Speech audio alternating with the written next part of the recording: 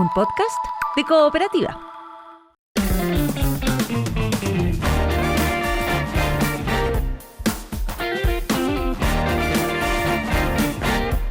Ya, hablamos de los teléfonos celulares y los jóvenes, los adolescentes más bien, porque se conoció en los últimos días que el presidente del gobierno español, Pedro Sánchez, anunció que va a prohibir el acceso a las redes sociales a los menores de 16 y va a adoptar otras medidas para aumentar también el control de las plataformas digitales y que quienes son los responsables, los dueños de esto, asuman responsabilidades por las infracciones en sus redes, sobre todo lo que pasa en TikTok, en Instagram, en fin, hasta en X.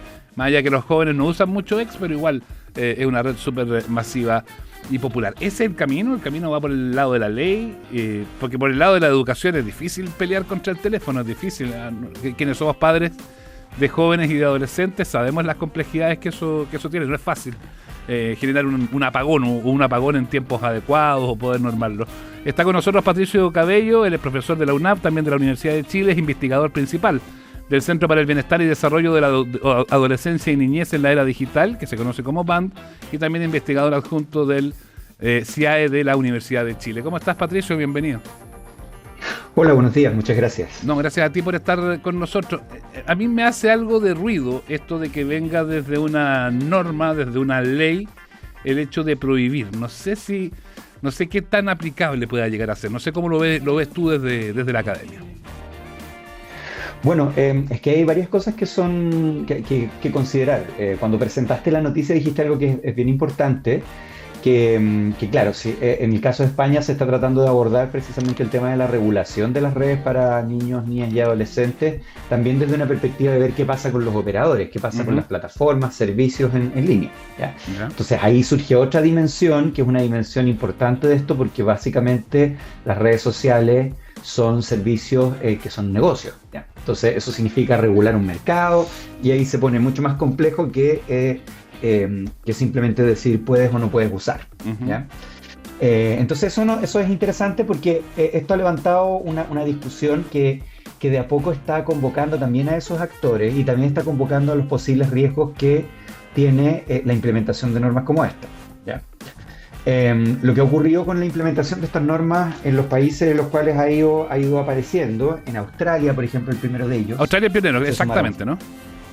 Claro, Australia en general lidera muchas transformaciones en términos de regulación porque tiene una historia de autoridad de regulación de medios digitales y no, o sea, muy antigua ya, que es muy potente. Entonces, efectivamente, como que dicta un poquito también la pauta de lo que va pasando en otros países.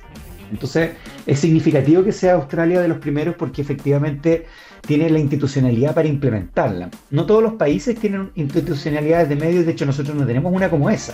Nosotros tenemos unas cuestiones que son diferentes en términos de competencias distribuidas en distintas agencias que tienen distintas limitaciones también. Y que son poco resolutivas muchas veces las nuestras, son más bien consultivas, ¿no? O tienen un campo de acción que es súper específico, como el Consejo Nacional de Televisión, claro, que es una autoridad que tiene un funcionamiento muy consolidado y que tiene un equipo técnico además, que podría incluso asumir tareas tales como esta. Sin embargo, está un poco como enclaustrado en lo que se define como televisión en la ley y lo que está definido como su mandato. Justo embargo, un pequeño paréntesis, justo además en la semana en que ha dictado la sanción más dura a un operador de televisión abierta en su historia, con lo que pasó con Telecanal y esto de la retransmisión de Russia Today. Claro. Eso y ahí tú ves que es una institucionalidad que tiene una fuerza pero dentro de un margen muy específico y vemos que efectivamente la práctica de consumo de pantalla en la población y también en la población de niños, niñas y adolescentes ha cambiado enormemente. Nuestros hábitos de uso de pantalla, los dispositivos, las plataformas, lo que buscamos incluso en esos lugares y la forma en que lo buscamos se ha modificado mucho desde que instituciones como esa en nuestro país existen. Entonces no tenemos tampoco autoridades actualizadas. Hay una discusión sí muy interesante. Pero ponerle diente al mismo Consejo de Televisión, por ejemplo, para que en el fondo amplíe el espectro y sea no sé, decir una lecera, Consejo Nacional de Pantalla, o sea, que asuma todo. O bien crear una institucionalidad que se dedique a lo digital. Quizás ese es un buen comienzo, parece, ¿no? Bueno, esa es una discusión. De hecho, es la discusión que se dio en Australia, porque finalmente la autoridad actual que tiene Australia es la fusión de varias instituciones. Entonces, las fusionaron y formaron una nueva, como que fusionáramos nosotros el CNTV con la Subtel y con el Consejo de Calificación Cinematográfica y con otras cosas, ¿me entiendes? Como que armáramos como una suerte de ministerio, como una superintendencia, ¿ya? Entonces, pero eso tú sabes que todas las reformas políticas y todos esos procesos son procesos lentos, complejos, de discusión, especialmente cuando se trata de regular un mercado. Y en la actualidad no estamos, yo creo, tampoco como en una ola de interés de regulación del mercado. Y ese es uno de los temas que a nosotros nos han interesado y que nosotros venimos trabajando hace mucho tiempo con qué pasa con la posibilidad que tienen niños, niñas y adolescentes de ellos ser agentes, por ejemplo, para reducir los riesgos en las plataformas y servicios que utilizan, ¿ya? Entonces venimos trabajando, por ejemplo, con el concepto de alfabetización digital crítica, venimos analizando eso. Después nos pusimos a trabajar con qué pasaba con los agentes adultos en ese proceso. Entonces las mediaciones parentales, vemos las diferencias, las dramáticas desigualdades que hay con los distintos niveles educacionales y competencias de padres. Después vimos qué pasa con los sistemas educacionales. ¿Están o no están preparados nuestros profesores para eso? ¿Ya? Y después empezamos a mirar qué pasa con la formación entonces de los profesores. Te fijas y empieza a crecer como un árbol, ¿no? Claro. Y en todas las ramas del árbol hay carencias. Claro, exacto, pero que todo eso implica un montón de cosas, implica conocimiento, recursos, discusiones, unas que son políticas, otras que son valóricas.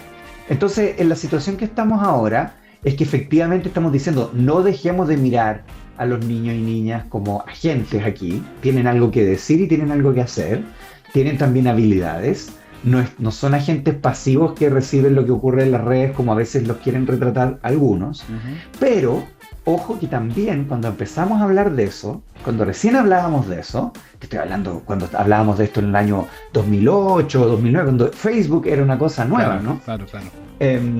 Las redes eran un poco distintas, ¿ya?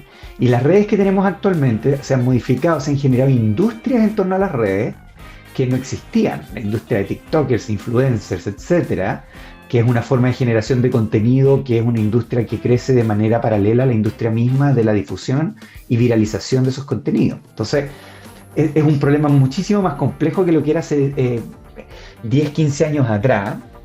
Estamos en otro momento y estamos ahora mirando cuáles son los otros actores, ¿ya? Y aquí han aparecido nuevos temas, pero los nuevos temas que han aparecido, como tú bien dijiste, aparecen por el lado de las prohibiciones. Entonces ahora nos preguntamos, ¿qué nos pasa con las prohibiciones? Uno de los temas importantes con la prohibición de las redes sociales, por ejemplo en Australia, que surgió inmediatamente y que apareció como discusión rápidamente, ¿ya? Nosotros venimos incluso trabajando desde el centro y el equipo que está ahí, venimos trabajando con un equipo australiano también que viene siguiendo estos temas desde allá. Entonces vamos bien al día con cómo se fue gestando esto, ¿ya? Y una de las discusiones bien importantes ahí es cómo se va a hacer la verificación de edad, ¿ya? Las verificaciones de edad antiguamente, en las redes que nosotros conocíamos, como las conocemos hasta ahora, son declaraciones de buena fe. Claro. Tú firmas y dices que estás de acuerdo. Uno se mete a una, no sé, pues me pasó el otro día, a una página donde se vende alcohol, por ejemplo, y te dice, ¿usted es mayor de 18 años? Sí, no. Y nada más. Pues, claro. Y si le ponís no, te manda para afuera, pero después puedes entrar de nuevo y le ponís que sí, pues entraste nomás y nadie te da... Exacto. No hay ni un cuestionamiento más. Eso, y ahí tú ves, y esas cuestiones son más viejas que el hilo negro. Claro. Eso es como la clásica escena, incluso como de película o de serie, de los chicos de 14 años esperando en la esquina que llegue uno más viejote que les compró en la botillería lo que se van a tomar. Claro, y que convengamos que los cabros chicos se ríen un poco cuando aparecen estas cosas porque saben que son más por cumplir que nada. Exacto, pero el tema de lo que ocurre aquí es que aquí se ha pedido que exista una verificación de edad que vaya mucho más allá de la declaración, porque la declaración siempre existió. Las redes sociales siempre han tenido límites de uso de edad, ¿ah? Varían entre ellas, pero andan todas en un promedio de 13 años. Pero entonces, esas son las típicas cosas a las que uno le pone ok sin ni leer. Eso. Y fíjate que ahí pasa una cosa súper interesante en lo que tú dices. Cuando tú firmas ese contrato, tú también con ese contrato firmas cláusulas que son de cesión de datos, ¿ya? Entonces, ahora lo que se va a utilizar en Australia es verificación de edad con datos biométricos. como cuando tú usas un sistema de pago en línea. ¿Has visto que hay algunos Sí. sistemas de pago de algunos bancos que tú, o el mismo Face ID con el que tú desbloqueas tu teléfono? Claro, ¿cierto? claro. Ya. Ese es un patrón que es bastante básico, esa es la forma más básica en la que funciona un sistema de verificación biométrica. Pero cuando tú cruzas ese sistema de verificación biométrica con otros tipos de conocimientos, que vienen en general desde la psicología social y que vienen desde otros campos, hay un conocimiento muy importante acumulado durante muchos años, desde los años 70, ¿ya? Sobre las expresiones faciales, por ejemplo. Entonces, lo que ocurre es que no solo este sistema podría identificar si es que, por ejemplo, porque cuando tú tienes un sistema de pago, tú te pides escanear tu carnet, ¿no? Y después compara si efectivamente las proporciones que hay entre tu nariz, tu ojo, etcétera, coinciden, ¿no? Lo que ocurre es lo siguiente: van a poder identificar, por ejemplo, de manera aproximada tu edad. Entonces, tú puedes declarar una edad distinta, puedes incluso hacer algún subterfugio, pero cuando la vas a usar, tienes que desbloquearla con tu cara, aunque la hayas abierto con la cara de tu hermano, ¿ya? Pero la tienes que desbloquear y no va a funcionar. O al Pero revés, no solo eso. voy a echar un ejemplo medio absurdo, pero hay grandes adultos que tienen cara de cabro chico y que a lo mejor la biometría Claro. los va a tirar para afuera igual. Exacto, pero resulta que no solamente va a tener información de los niños, va a tener información tuya y mía, Claro. porque va a tener información de todos los usuarios. Y ahí pasó algo bien interesante, porque cuando apareció esta discusión inicialmente, las Big Tech, las operadoras al principio dijeron que esto era una dificultad. Dijeron, entonces es muy difícil, pero duró poco, fíjate, fue tibia la oposición. Y pronto se manifestaron muy llanos e interesados en querer cooperar. Entonces, cuando alguien está cooperando de manera muy, digamos, fácil, Claro. un actor como ese, digamos, que en general no le tiene mucho miedo a ninguna cosa, uno se empieza a preguntar Sospecha. si en realidad si el botín de los datos biométricos es más jugoso que perder a los niños entre 13 y 16. Claro, Ya. ahora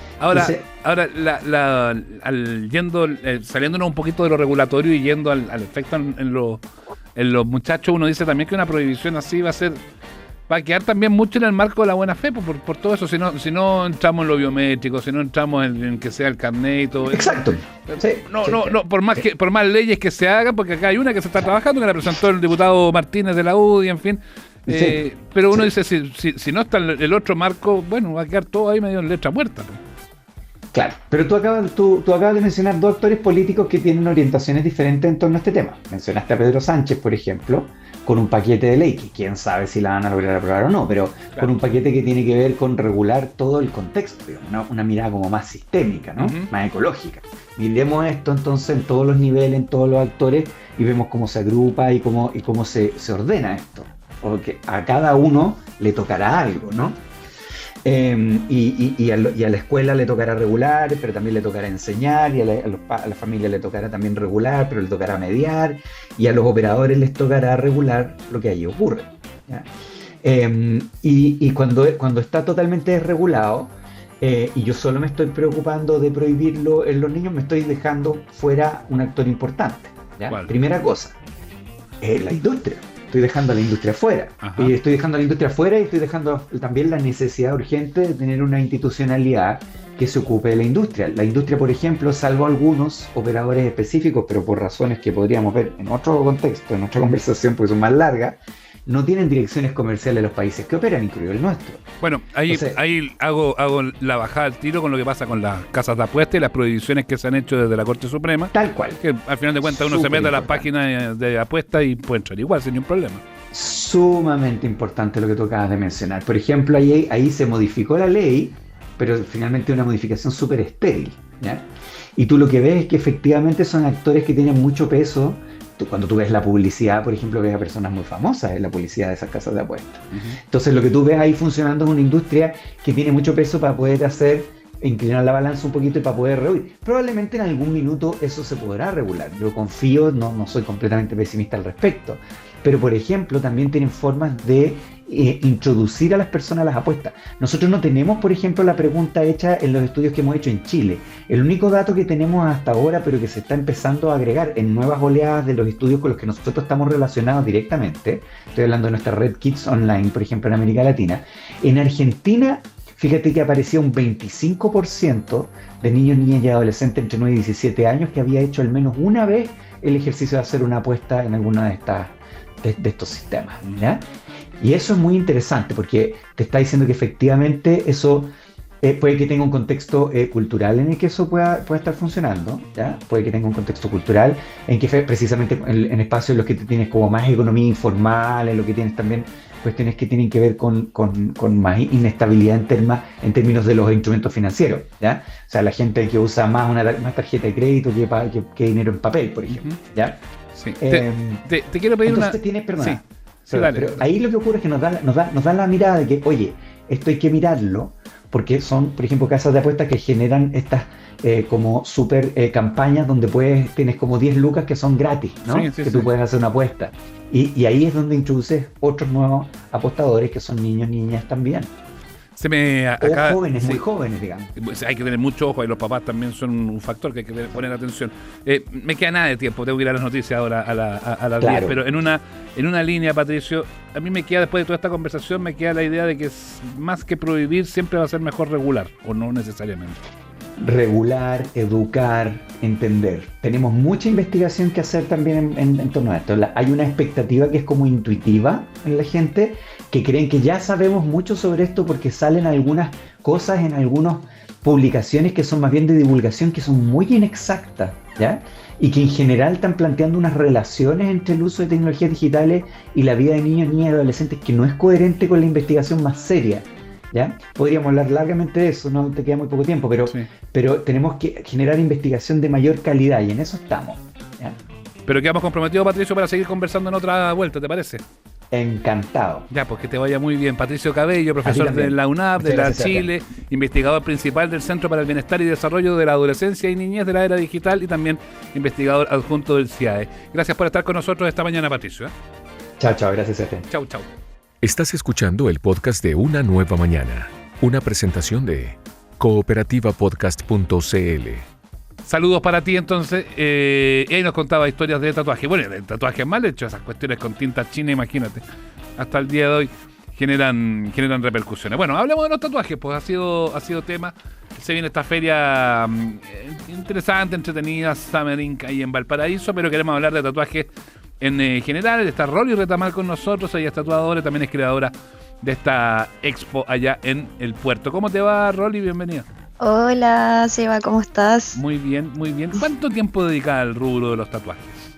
Mira, sabes que como tatuadora como tal, yo estoy aún experimentando, aprendiendo y todo. He tenido mucha relación con el rubro, sí, hace años ya, porque esta es la edición número 12 de este festival. Oye, ¿cómo ha ido evolucionando? Ya que eres conocedora por la organización de la Feria del Mundo de los Tatuajes, ¿cómo ha ido evolucionando esto? Más que como mercado, en el fondo como tendencia, como idea de la gente de poder hacerse estos dibujos, estas grafías en sus brazos, estos trazos que muchas veces, claro, son por choreza y otras veces son con mucho más sentido. Sabes que ha sido súper bonita la evolución porque desde un principio siempre ha sido visto como algo tabú, entonces generaba cierto conflicto a nivel social. Pero a medida que se ha ido masificando y ya actualmente ya no es un tema, o sea, ya no te dicen nada por tener tatuaje, no sé, en la calle, en el trabajo, donde sea. Y de esa manera ha sido súper bueno porque ha tomado otro camino, ya no es solo la estética, ya no es solo por ser rudo, porque me gusta el rock y el metal. Claro, como decía canero, como dicen. Claro, como decía nuestro amigo anteriormente. Exacto, pues como él decía, un chico malo se tatúa con tinta china, imagínate. Sí, pues. Oye, entonces cambia. Déjame detenerme un poquitito, porque dijiste una cosa importante. Dicen muchos que es canero, que es de la cana, que el tatuaje se lo hacen en la cárcel. Y hay hartas personas que nos han enviado mensajes más temprano, hemos conversado justamente de eso, que muchos que son mayores nos dicen, pucha, la verdad es que en mi época eso era como del bajo fondo, era muy mal visto. Claro, es que era una manera de rebeldía o de marcar. como decir, oye, yo vengo de acá, soy súper rudo, ¿cachai? Este es mi contexto, no sé, me imagino algo así. O otros simplemente porque no les importaba ya lo que la sociedad podía pensar de ti como persona. O bien se ponían el nombre para recordar ahí a la pareja También, que estaba afuera, a los hijos. a la pareja, de repente, no sé, su versículo de la Biblia, sus cosas ahí. Es verdad. Sí, entonces, no sé, es súper entretenida esa evolución porque ahora, como te decía, ya no es visto como tabú, ya está algo más normalizado, ya va para temas más estéticos, a favor del cuerpo. Siento yo que siempre tiene que ser de la mano con la estética, con la ergonomía, por así decirlo. Como que ahora vemos personas que se hacen tatuajes para cubrir cicatrices de grandes cirugías, por ejemplo. Tenemos estudios de tatuaje también que tienen convenios con estas fundaciones de cáncer. Entonces, no sé, el cáncer de mamas, y ahí los chicos diseñan cosas bonitas para las mujeres que han tenido cirugías. Entonces, no sé, para ayudar a un tema de autoestima. Claro. Entonces va tomando otro camino y va aportando de cierta manera a la autoestima de las personas para con su cuerpo. Ahora, eso es súper bonito. A propósito de eso que tú, del estigma que tenía de antes, también es porque antes era mucho más precario, o sea, ahora ha avanzado mucho, no solamente la técnica, sino que también la tecnología asociada a ello. Sí. Hay otras cosas, están los colores, en fin, y se pueden hacer verdaderas piezas de arte en los brazos, o sea, o en el cuerpo, ya no es la raya, la firma, el tag o el nombre. Claro, no, ahora tenéis un montón de estilos y está mucho más profesionalizado el rubro.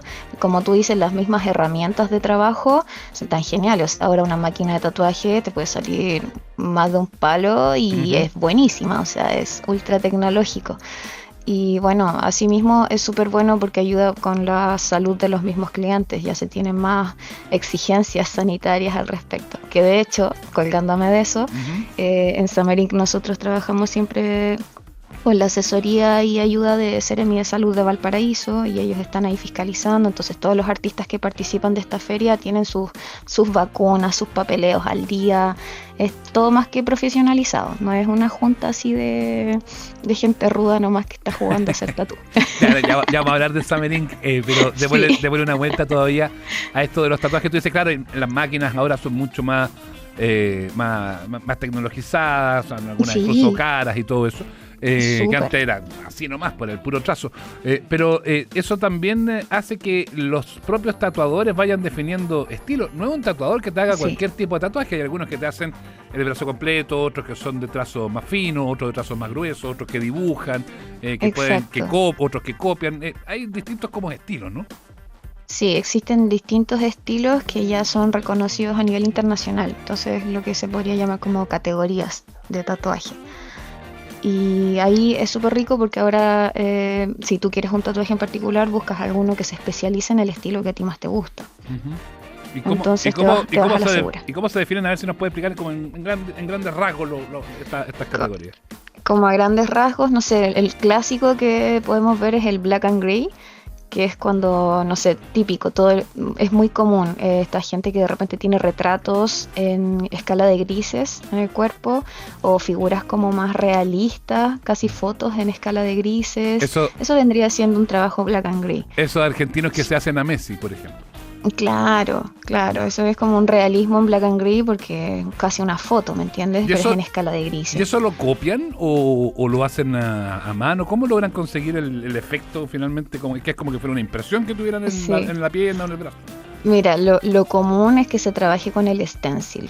Ahí es cuando tú dibujas, trazas como un mapa de dibujo de la foto, todo eso se pega en la piel y luego se tatúa sobre eso. Entonces ahí tienes la guía, no hay espacio para el error. Ahora hay unos artistas nivel pro a nivel internacional en todos lados, que lo hacen a mano alzada. Pescan un plumón y te empiezan ahí a diagramar un poco la zona, saber dónde va a ir qué cosa, y se ponen a tatuar encima. Qué miedo igual para el tatuado, para quien es la pizarra en el fondo. Yo creo que es un poquito adrenalínico, pero si caché que esta persona es muy buena, te relajáis. Sí, por algo tienen prestigio algunos, claro. y por algo cuestan lo que cuestan algunos también, porque hay también de todos los precios en todo tipo de escala. Exacto. Oye, y dentro de esas de esos estilos, disculpa que te interrumpa. No, dale. Tenemos también otros que son, por ejemplo, el anime, que está muy, muy en auge ahora.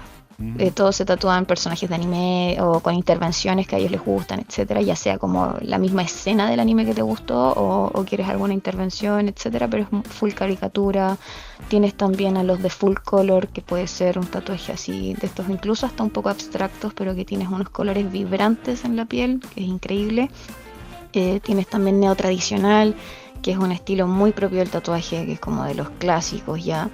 Y no sé, y ahí te vas por un tubo. O sea, existen un montón de estilos y es cosa de ponerse ahí a investigar y detectar cuál es el que más te gusta. Claro, que más se acerca a lo que tú quieres hacer.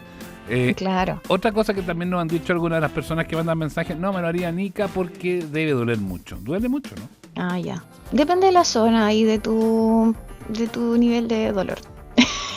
Claro, pero hay zonas que Por ejemplo, son siempre dolorosas. existe, sí, pues siempre existe la talla de que dicen de que las mujeres como que toleran un poco más el dolor. Eso yo puedo ratificarlo. Sí, entonces como que las chicas de repente las están tatuando y pueden estar acostadas durmiendo en la camilla, pero hay otros tipos que los están tatuando y están ahí retorciéndose, sufriendo. A puro Pero eso, saltito. Y uno no puede sí, saltar pero tanto eso porque ya va. le va a mover la aguja Claro, ahí al po. tatuador. Puedes arruinar la obra. Claro. Pero nada, depende de la persona y de la zona. Normalmente donde tienes como más cosquillas, donde es como más sensible, ahí te va a doler más. Y de la mano del tatuador también. Pues. Hay tatuadores que tienen mano. También. Tenemos una pregunta de nuestros auditores. Mira, tenemos una pregunta. A ver si la buenísimo. podemos sumar. La han mandado al WhatsApp al más 569-7888-0770. Hola cooperativa, Hola. señor Eslaona. Aquí Mira, estoy. soy una mujer de 60 años y la verdad que nunca me atreví a hacerme un tatuaje por el que dirán principalmente, porque hay muchos tabú acerca de eso, sobre todo en mi generación, pero siempre me han gustado. Ahora, a esta altura de mi vida, como que ya no tengo nada que perder, me encantaría hacerme un tatuaje, pero me gustaría saber cuál es la zona más apropiada y la persona más indicada para hacerlo, porque a esta altura, como se imaginarán, la piel ya no está turgente, está más flácida, entonces obviamente se necesita una buena zona en donde el tatuaje no se ponga tan feo. Esa es mi consulta. Ya, Rolly, a ver si podemos orientar a nuestra amiga que nos hace esta consulta. Ya, a nivel, primero que todo, descartemos al tiro lo que le importa a la gente, porque si ella quiere su tatuaje, se hágase su tatuaje. Listo, chao nomás, chao con todo. Chao nomás, que no importe lo que piensen. A nivel de zona, yo creo que lo más común y lo que he aprendido bastante es siempre o brazos, o muslo, o pantorrilla. Esas zonas normalmente no afectan tanto a medida que avance la edad. No es algo que no sé, que se estropee demasiado. Depende de tu contextura física, pero es una zona bastante cómoda para los artistas para tatuar. O sea, son zonas muy cómodas. Sí. A La nivel espalda de quizás también, ¿no? Esto lo digo y la yo desde el espalda sentido también, común. claro, depende igual, porque hay gente que tiene como complejos con su espalda, sobre todo si avanza la edad. Ya. Pero ella es muy personal, ahí tiene que ver nuestra amiga. A nivel de artista es como lo que hablábamos recién, va a depender del estilo que ella busque.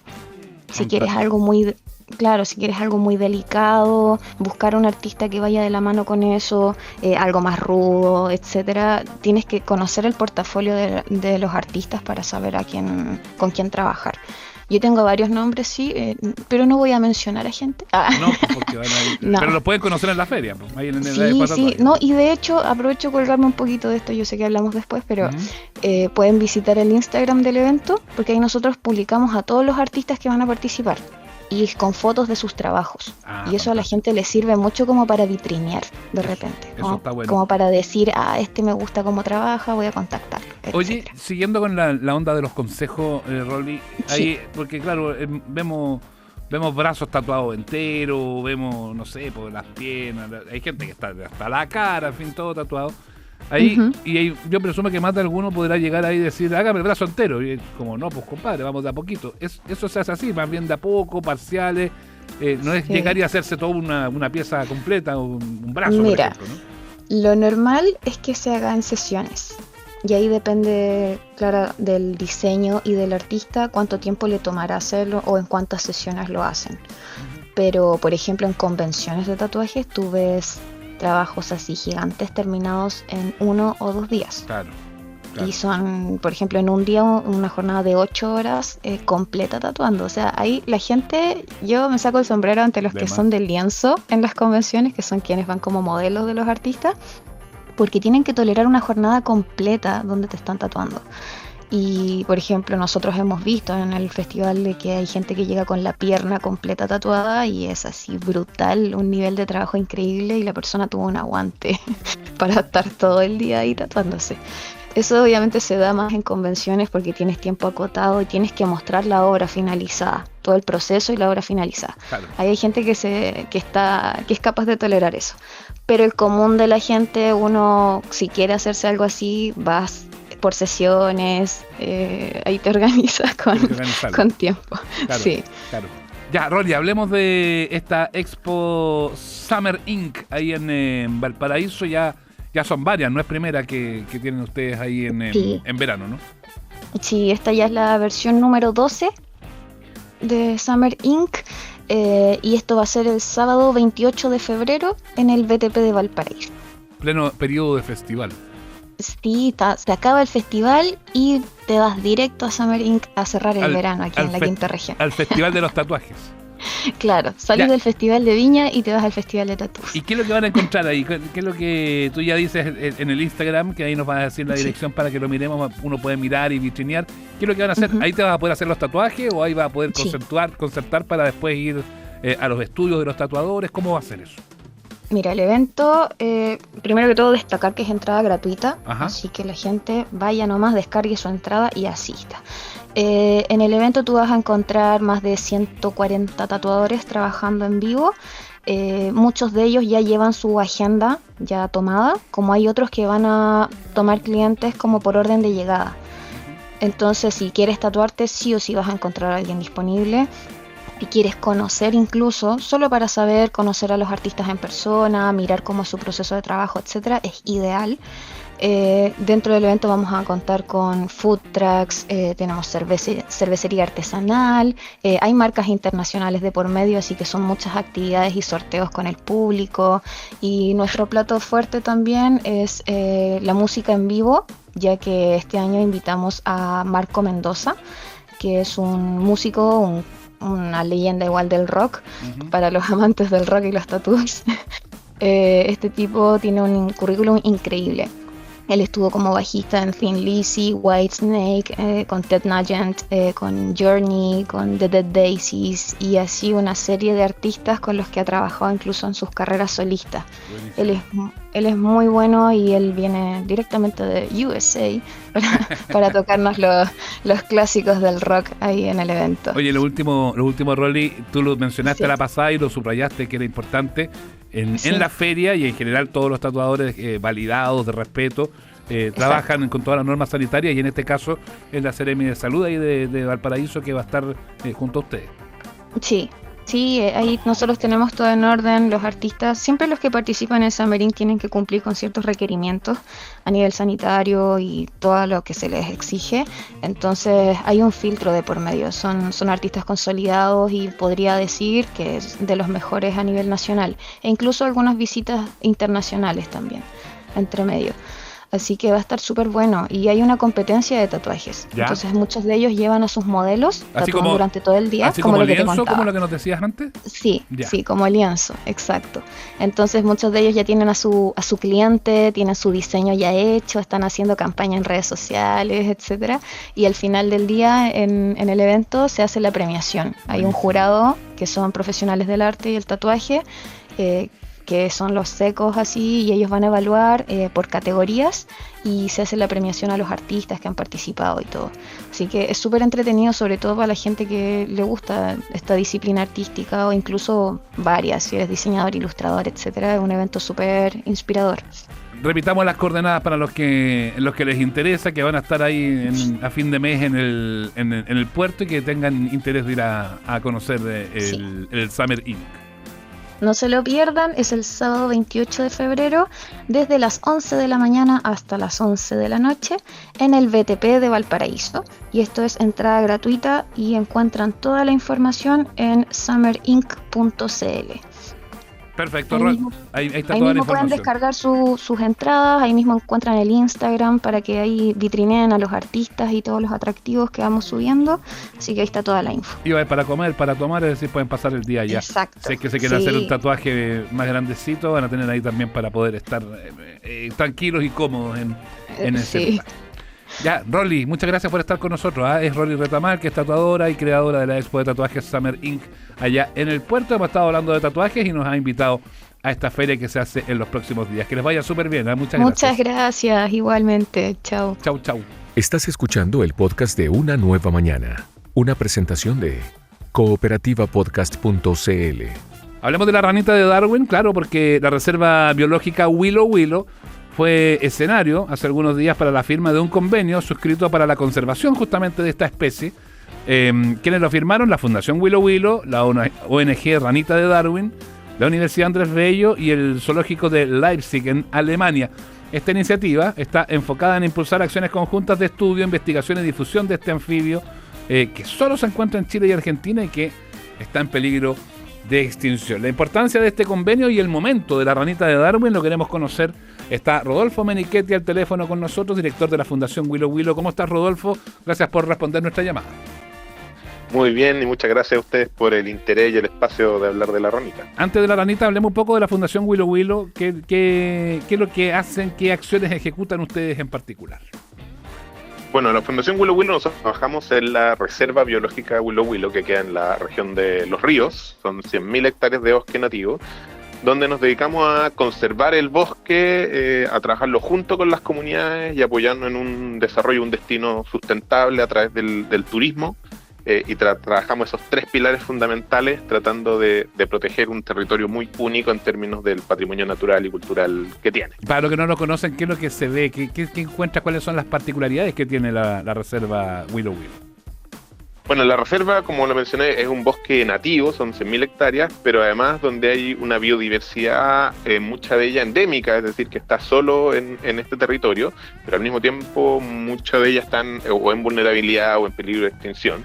Entonces nosotros nos preocupamos un poco de conservarla, de cuidarla, pero al mismo tiempo de mostrarla, de que esto pueda ser conocido por todos y en la medida que la gente lo conozca lo pueda valorar y proteger. Entonces nosotros trabajamos en proyectos potentes de conservación activa, que es un poco el trabajo que hace la Fundación para tratar de recuperar el ecosistema, y trabajamos en fauna como huemul, como guanacos, como puma, y bueno, la ranita de Darwin obviamente, que es el caso de hoy día. Hablemos de la ranita. Más allá de el convenio, ¿cuál es el momento de la ranita de Darwin? ¿Están en peligro de extinción? ¿Eso se sabe? ¿Qué es lo que ustedes han podido detectar ahí justamente en esta zona que protegen y que defienden respecto a este anfibio? Sí, mira, es súper importante mencionar que la ranita es un anfibio como bandera, decirlo así. En resumen, uno a través de la ranita puede proteger en realidad todos los anfibios. Nosotros llevamos más de 15 años trabajando en la conservación de la ranita y la verdad es que están en peligro de extinción principalmente por un hongo que se llama el hongo quítrido, que vino desde otros continentes, digamos, y que lo que hace un poco es que está matando a varios anfibios. Incluso se cree que la ranita de Darwin del Norte, que se le llama, que ya se extinguió, fue precisamente por este hongo. Entonces lo que hemos hecho es apoyar el proceso de monitoreo de la ranita junto a las otras instituciones, pero al mismo tiempo proteger esos espacios donde sabemos que hay altas poblaciones y difundir. Nosotros incluso tenemos un centro de difusión que habla sobre la importancia de los anfibios, la importancia de la ranita en el ecosistema y cómo se debe proteger. Oye, y este hongo, esto desde no saber nada al respecto, ¿es por la presencia de otros animales que migraron? ¿Es por la acción del hombre? ¿Cómo llega finalmente hasta esa zona este hongo, que es el que tiene complicado no solamente a la ranita de Darwin, sino que a los otros anfibios? Mira, la forma exacta cómo llegó es teórica, digamos, Claro. Probablemente a través de otros animales, pero se transmite a través del agua principalmente, y se creía que esto no podía expandirse, digamos, a fauna terrestre, porque la ranita no es un animal de agua, es un animal de lugares húmedos, pero terrestre. Y la verdad es que los estudios que ha hecho parte de las organizaciones que trabajan con nosotros, como la ONG Ranita de Darwin, con estudios de Londres, han demostrado que efectivamente esto se esparce rápidamente por fauna, y incluso hay lugares que están súper complicados, como Tantauco, que también ha sido parte del proyecto. Y fue así como en el 2017, en Willow Willow incluso se armó la estrategia binacional de conservación de la ranita de Darwin, Chile y Argentina, donde se ha trabajado por varios años para seguir estudiando este hongo y al mismo tiempo ir protegiendo a la ranita, porque sobre el hongo no se sabe tanto en términos de cómo detenerlo todavía. Ajá. Sobre todo porque para detenerlo vas a afectar también a otros hongos y a otros ecosistemas que están presentes, entonces no es llegar y poner, por ejemplo, un desinfectante. El mundo fungi también tiene sus particularidades. Exacto, entonces lo más importante por el tema del hongo es evitar que se esparza más, ir monitoreando y identificando esta especie, y ahí hay distintas acciones. Por suerte en Willow Willow hemos encontrado presencia, pero no ha habido una expansión tan amplia, y es un poco también lo que queremos ir estudiando para ver si desde ahí podemos sacar algunas conclusiones o hacer comparaciones de ranitas que están quizás más cerca a lugares turísticos, ranitas que están más en lugares de mayor conservación, y poder ir haciendo análisis para apoyar en realidad la conservación de la ranita en Chile y Argentina. Hablemos un poco de la ranita, contémosle a quienes no la conocen, cómo es esta ranita de Darwin, que es bien bonita, bien graciosa a la vista. Sí, es muy especial, y lo más especial que tiene es que, como digo yo, es un padre responsable, porque la hembra deja los huevos, digamos, estos se fecundan, y es el macho quien los cuida en el saco vocal. Y ahí los cuida como renacuajos, digamos, hasta que ya son ranitas. Por lo tanto, es una forma de reproducción bien poco común en general, te diría yo, en toda la fauna. No es que se las coma, que uno podría pensarlo en un minuto. No, las cuida. Es algo así como, digámoslo así, como el canguro que lo guarda como en el estómago, pero claro. Esto es el saco vocal como en la garganta. Perfecto. Incluso las ranitas a veces salen y vuelven a entrar cuando encuentran peligro, hasta que ya están suficientemente crecidas, digamos. Y eso lo hace muy especial. Tiene una forma de nariz como en punta, e incluso además cuando uno la escucha suena más como un pajarito que como el típico sonido de rana o de sapo que uno conoce, digamos. Uh-huh. Esta particularidad la hace muy muy única, pero como te decía, al final también nos ayuda a no solo proteger a la ranita de Darwin, sino en realidad proteger a todos los anfibios, y es como una especie de bandera que nos ayuda a conectar a las personas con los anfibios. Claro, conecta también con lo que pasa con el puma y con el huemul ahí en esta zona, ¿no? Sí, totalmente. O sea, el trabajo que nosotros hacemos es de conservación activa, es decir, hacer acciones reales y concretas que vayan mejorando la situación del ecosistema. No quedarnos como solo cerrar un lugar y protegerlo, sino realmente hacer proyectos que mejoren la situación. Y nosotros, por ejemplo, en el caso del huemul, hemos hecho acciones de reproducción y reintroducción de huemules. En la zona se habían extinto los huemules, también los guanacos, y en la medida que vamos trabajando las distintas especies, vamos haciendo esta recuperación ecosistémica, porque Willow Willow en el pasado eran puras zonas forestales. Todo era industria forestal, digamos. Ya hace 20 años que se instaló la reserva y está trabajando en este cambio súper potente desde el mundo forestal hacia el turismo sustentable y hacia la puesta en valor del patrimonio natural y cultural. Y entonces el trabajo con fauna es súper clave para volver a este equilibrio, digamos, con la naturaleza y el hombre. ¿Ya han podido reemplazar de buena forma los bosques, la flora, lo que había en ese lugar por especies nativas, asumo, ¿no? Sí, totalmente. Mira, por suerte, una de las suertes que tuvimos es que no se plantaron árboles exóticos como pino, eucalipto, entonces la recuperación del bosque en términos de flora no ha sido tan compleja. Sí, en términos de fauna era un poco más difícil porque obviamente había mucha cacería, enfermedades de animales externos, y ese es un poco el trabajo que hemos hecho. Por eso trabajamos tan fuerte en huemules, en guanaco, en puma y en ranitas. La ranita es un bioindicador de la situación de salud, por decirlo así, del ecosistema. Uh-huh. Y esto ha funcionado muy bien. Hemos ido haciendo ese proceso de recuperación, pero sobre todo, y también es importante decirlo, conectado a un desarrollo sustentable del destino, donde el turismo sustentable hoy día genera un desarrollo económico muy potente en las comunidades, y por lo tanto las comunidades son un ente partícipe, son embajadores y apoyan el proceso de protección de la conservación, no solo porque les parece importante, sino porque también es parte de su propio desarrollo económico y social. Oye, pensando en que están en riesgo de extinción, ¿la ranita se le puede dar en cautiverio, tomar algunas especies, poder permitir que se puedan reproducir en zonas seguras, libres de este hongo, o eso es imposible, o no va por ahí finalmente el tema de la conservación. Yo lo hablo del sentido común, sin entender mucho del tema. Sí, totalmente. No, efectivamente, dentro de la estrategia binacional de conservación se ha establecido que es importante tener centros de reproducción, y existen algunos. Hay uno en la Universidad de Concepción, y también en Londres, digamos, junto con Tautauco, llevaron, creo que fueron 33 ranitas que hoy día se están reproduciendo como una forma de en un minuto, si es necesario, volver a reintroducir. Por suerte en Willow Willow no tenemos una alta densidad de ranitas, tenemos muchas ranitas, cada lugar que vamos encontrando son bastantes, digamos. Entonces nuestro caso va por el otro lado en términos de que no necesitamos reintroducir, sino que descubrir cómo logran mantenerse, cómo logran sobrevivir bien, y de esa manera ir apoyando la investigación para que la conservación de la ranita se haga de la manera más correcta posible. Y pese a la alta densidad, igual está en riesgo de extinción. Está en riesgo de extinción porque el problema que tiene la ranita es que no se mueve mucho dentro de 2 metros cuadrados más o menos a lo largo de un año. Entonces cuando llegue el hongo puede matar muchas ranitas al mismo tiempo. Claro. Pese a la alta densidad puede haber una mortandad muy grande en muy poco periodo de tiempo. En el fondo. Exactamente, por eso lo más importante en este minuto al menos es tratar de identificar los efectos que tiene el hongo y cómo detenerlo o disminuir sus efectos, digamos, en las poblaciones. Oye, es Chile, es Argentina, esta estrategia binacional que tú has planteado, pero vienen los alemanes también, viene el zoológico de Leipzig. ¿Qué rol cumplen ellos en esta estrategia y en este convenio? Sí, ellos han sido muy impulsores de esto. Y son también, aquí hay 4 organizaciones, estamos nosotros un poco que tenemos el hábitat y son los que estamos en terreno protegiendo y difundiendo sobre la ranita.